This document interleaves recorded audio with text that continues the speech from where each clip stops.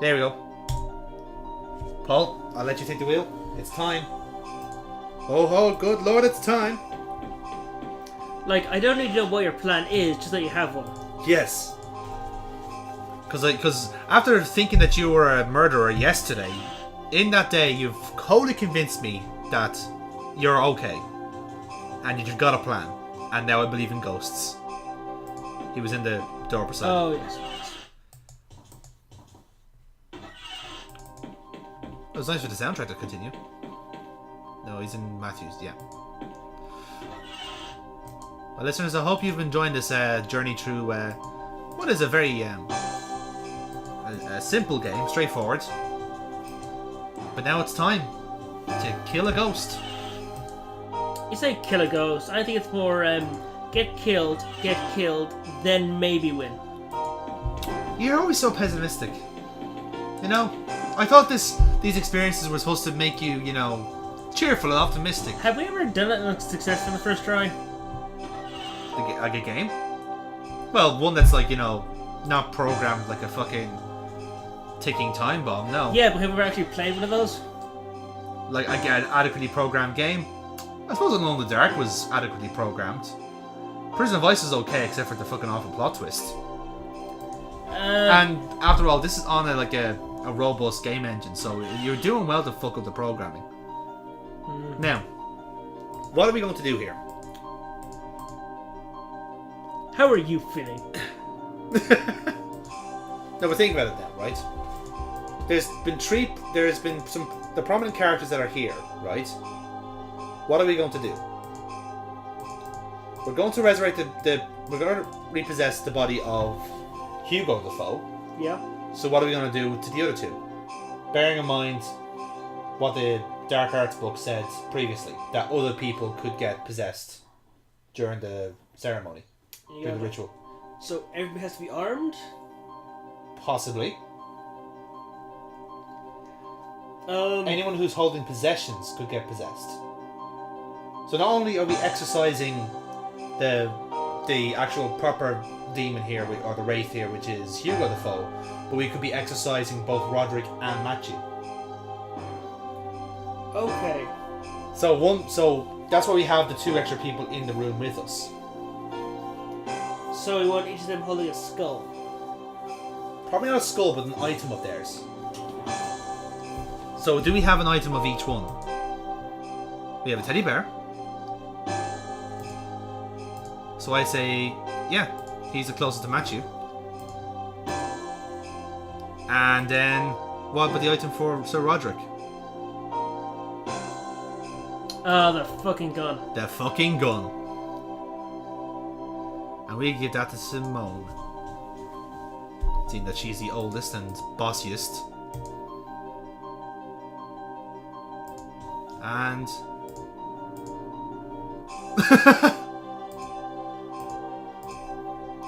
Okay. I think it's time, Begin Paul. the ritual. So use the book on Trilby. And ladies and gentlemen, enjoy.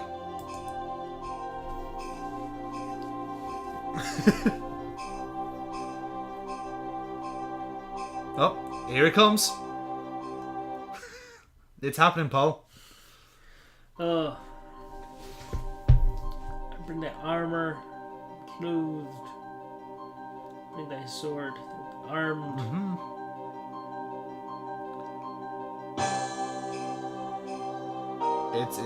It's a coming. Yep, there he is. Fuck. See, Simone is now possessed. Look. By Sir Roderick.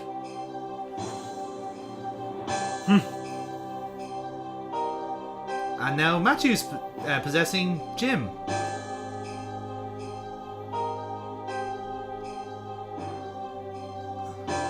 There we go.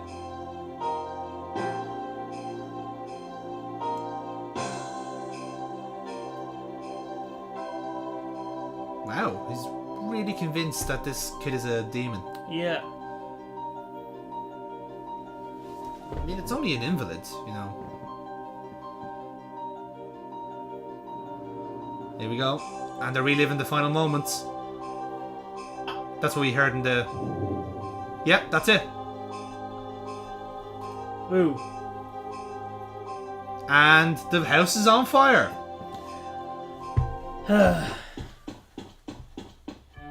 And completely love, that seems to be our Trilby's car, just repainted as a police car. Those hatchbacks were really popular back then. Evidently. So there we have it, that's the end of the game, guys. Now, full disclosure, if you didn't have the other two people in the ritual, then that would have been a death. Because the wraith would have been out of control. Having the other two spirits there kept it in line. That was the idea of having the other two there. Well, as well, that the policeman seems to be wearing very oddly similar clothes to Jim. Very shiny slacks. Very.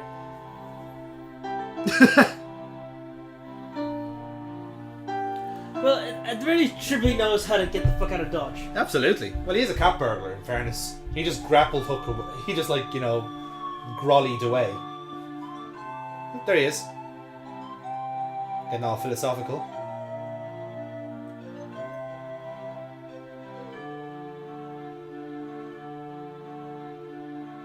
Well, yes, it was trying to kill you.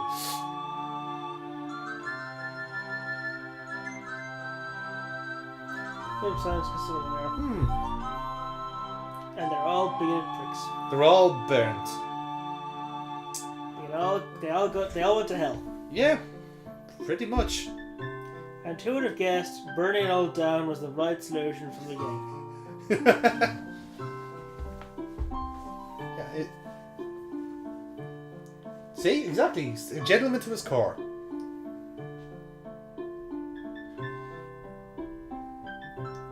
Yeah, on the balance of things, that sounds bad. By the way, what about his car? His car is still in the courtyard. It's gonna be a long walk home. Yeah, you didn't think that one through, did you fucking idiot? Well, he didn't expect his car to teleport, I guess. Yeah, that's true. That's true. Very hard in the face. Lovely. For a really shitty week. But it's the weekend now, so I'm going to get sloshed. Yep, it is Saturday, and that is that is Trilby fucking whiskey day. That is. So well, it's not actually, because the kid got in there on Wednesday, and he was just before you. Oh well then. So we started off on a Thursday or Friday. Ah shit! So it's still a working day. Fuck it. No, you know what it is? It's a thief's day. Ah, it's a Paul. You just Paul. Thieves don't work 9 to 5. Yeah, Paul. Well done. Right. That's the game over, Paul. What did you think of 5 Days a Stranger? Generally speaking. As these point-and-click adventures go, this one was undoubtedly one of the better, well-programmed and just better designed and well-written 2D pixel hunting adventure games. So this is from the ones we've played, just to specify. Yeah, so of the ones I played, of all the... Okay, Alone Dark 1 wasn't really 2D. Well, it wasn't a point-and-click game either, really. No. It was a more of the point-and-click ones, easily the best programmed one so far. True. I'd go along with that. Then again, there's like maybe 10 or 11 years difference between the two games. So... And even that... I'm not sure it has the better writing, but it certainly had witty writing. It did have witty writing, I found. I think, yeah, I mean, I found the writing to be alright, to be honest. It was okay, it was grand. And for what it was a very, a small, tidy game. You couldn't be very critical of it, considering you can play it for nothing and didn't charge anything or whatever. And one guy made it. Exactly. I mean, there's for any you can criticize him if you want, but he can be like constructive about it. You know, the actual premise to it was interesting. You know, obviously he'd go on to make 3 more games about the same kind of story, but wouldn't have known that at the time. It wasn't intended to be a series. He just made a game with a gimmick or like a premise and went along with it. And to be honest, it went a decent kind of route. You know, I think there is like a general kind of like, you know, I suppose naivety about some of the writing about how you think that, like, for instance, the one I kept picking up was Trilby automatically assuming that there's a ghost involved, because you feel like Trilby being like the suave, sensible, like, cat burglar would not immediately go for the most absurd option there. It would have been better writing in hindsight to have Trilby be a skeptic as well, but then be presented with the evidence and just go, okay, this is the least thing I was thinking about, but I've eliminated every other possibility, and the only thing I can think of is a ghost. Like, if he's been possessed twice, at that point when he's in the shed, he should be thinking to himself then, oh wow, I actually was possessed. There's no other way of getting around that. How do I use that to my advantage? The other kind of way? Yeah. So that's the only kind of, like, critical thing I could say in the writing, you know. Like, the characters were, you know, fairly plain, but they didn't need to be complex for this sort of game either. It was all about the main character, Trilby, so, you know, it didn't really mean much. So, otherwise, were you happy enough with that playthrough? It was nice and quick as well. It was good to get all in one sitting. Didn't drag it on much. No. But, you're right, it was a very small cast, which is fine. Which is fine, because, it gave what personality was shown, like, more to it. Like, a bit of focus, like, the nervous guy, his whole thing was he was nervous as fuck, and that became a major thing about him. Well, everyone had their just, like, 1 or 2 personality traits. But it also gave pretty highlights into the building stress. Like, Philip started up as the most chill guy you could find. Very sociable, very chatty. Oh, new guests have arrived. Here, let's all gather everybody around, have a sit down, introduce yourselves. Yeah. But he was, I wouldn't call him sociable. I call him, like, the kind of, like, you know, taking the lead, let's say. Yeah. I wouldn't call him sociable, I'd just say, right, let's just more kind of direct. He did, in that brief conversation with him, he did seem, like, pretty chatty. Yeah, I suppose. And when you, I think at some point you ask him his name, and he says, oh, beg your pardon, and gives you an answer. Yeah. So, you have to get, but when the death and stuff started mounting up, he was considered himself the next in line. Yes, he considered himself the next in line, which in fairness he was, and got increasingly paranoid and needed to get prepared for that. Yeah. Didn't say it, but still. No, but like I said, at least it was that sort of, like, that was that foreknowledge to actually have some effect on people. Then again, that's a fairly sensible thing to be doing anyway, writing wise. So, you know, you can't really, like, I put that down as credit. You know, it's something that is obvious to do, but sometimes just people forget to do it.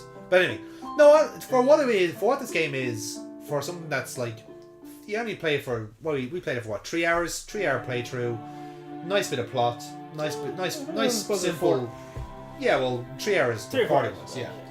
But as I said, like, it's, for what it is, simple, straightforward puzzles, nice bit of background, nice bit of lore. There is like, I can see why there was a series made of this in the end, because there is a decent kind of background here, you know. Actually, what I did like was, when your goal was to finding people, those dialogue options stayed. Yeah.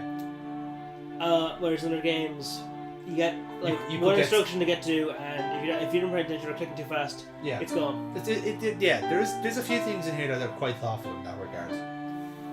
Another thing that I did quite like was that the logic of the puzzles, like the time where, oh shit, we don't have a single string.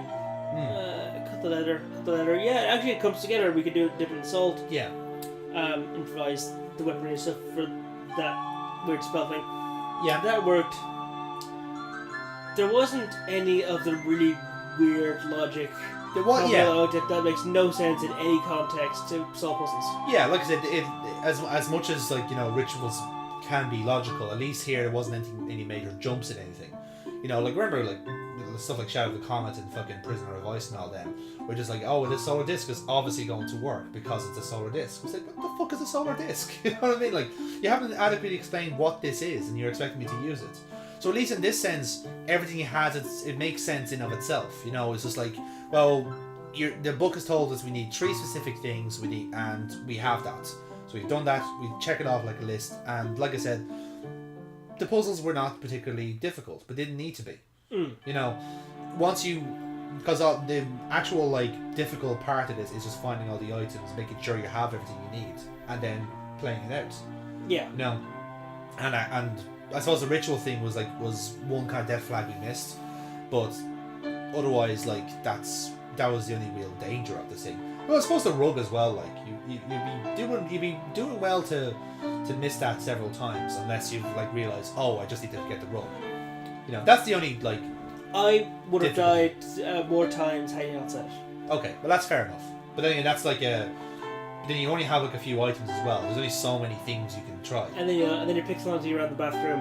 And, yeah. Oh, there's a rug. But okay, yeah, yeah, I mean, it's one of those games where it's one of those scenes where you don't have 30 fucking items in your inventory. Yeah. And one of these gotta work. That's another good thing about it, actually. The inventory never got bloated in any way. I think our peak was... I'd say 9 items? Yeah, 9 items, and that was it. Sweet. That peaked at 9 and was only 9 for a rather short space of time for day 3 and then... before we go nuts, and then our item set is reset. And what did you actually think of the plot itself? Were you happy with it?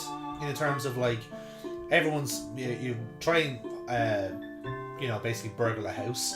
You get trapped in it, and occult stuff is certainly happening. Because I found the way they kind of gradually introduced it was not bad. Because one thing I can kind of think is the police always writ everything off as murder-suicides. Yeah.